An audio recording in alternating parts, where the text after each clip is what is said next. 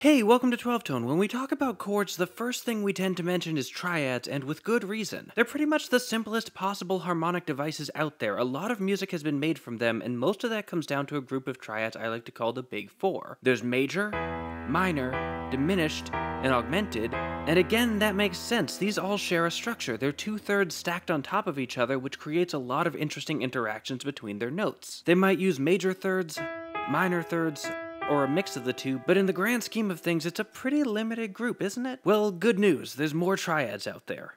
Lots more. Before we dive in, let's get our definition straight. When I say triad here, I'm referring to any collection of three notes played as a chord. Some theorists prefer to call this a trichord, reserving the name triad only for those stacks of thirds we saw earlier, but other theorists insist that a trichord is actually something completely different. The whole thing's a bit of a mess, so I'm just picking a term and sticking with it. So yeah, triads, three notes. Let's go. Actually, hold up. I mentioned before that triads are the simplest possible harmonic devices, and that's not quite true. That honor belongs to the power chord, which is just a root and a perfect fifth. The power chord is an incredibly stable sound, and it's a great tool for adding, well, power, but from a theoretical perspective, it's kinda boring. It's not like it has any clever structures holding it up, it just doesn't contain enough acoustic information to sound wrong. Triads, then, may not be the simplest chords, but they're the simplest interesting ones. Anyway, after the big four, probably the next most popular triads are the sus chords. Sus chords, short for suspended chords, are where we take a regular triad and replace the third degree with something else, usually the fourth.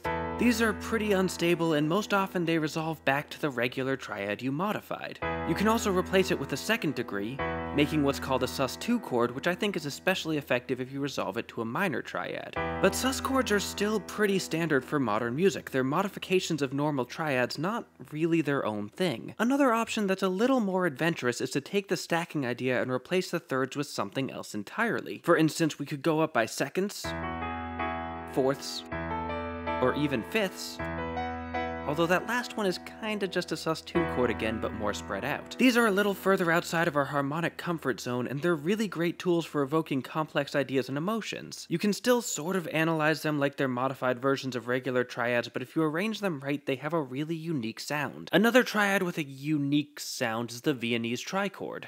This was a popular tool among students of the Second Viennese School, a group of composers who were just super into the idea of dissonance, and you can see that in this triad. It has all sorts of gnarly intervals like the minor second and the tritone.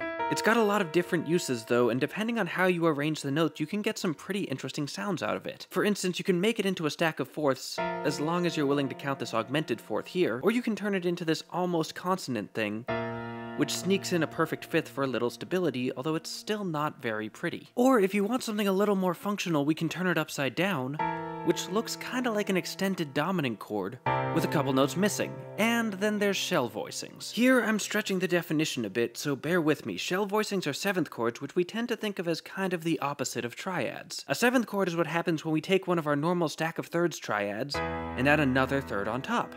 This gives us a fourth note, so clearly these aren't triads, right? Well, I mean, yeah, but here's the thing. The notes in a chord aren't all equally important. The biggest deal is, of course, the root. If you don't play that, then you've got a different chord entirely. After that, the next most important are the third and seventh degrees, collectively known as the guide tones. These are what give your chord its specific quality or sound, so you need to make sure they're there too. This is why the power chord feels so empty. It's got no guide tones, but the fifth degree?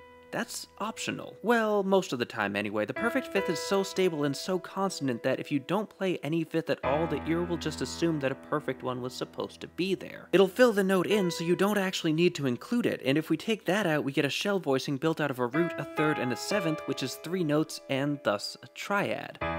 Sort of. But okay, we could keep listing more and more variations on the theme, each one more tenuous than the last, but let's just skip ahead to the end. How many possible triads are there? Well, here we can turn to an old friend, forte numbers. This is a method of grouping different collections of notes into sets, figuring out which ones are basically the same as other ones, so we can figure out exactly how many different kinds there really are. And fortunately for us, those sets are usually arranged by number of notes anyway, so it's really easy to figure out how many we've got. It turns out there are 19 different three-note sets, but does that mean there's only 19 possible triads? I wouldn't quite say that, thanks to one last twist. Inversions. You see, the way the human brain processes chords puts a huge emphasis on the lowest note. We saw this with the Viennese trichord earlier. Each new bass note gave us a pretty different sounding result, so each of those 19 sets can have one of 3 different roots, giving us 57 total triads. Well, Actually 55, because the augmented triad is a jerk. It's symmetrical, so no matter which starting note we pick, we just get another augmented triad. But even setting that aside, it's still not a complete answer, because with more common chords, inversion doesn't really change how we hear it. This, and this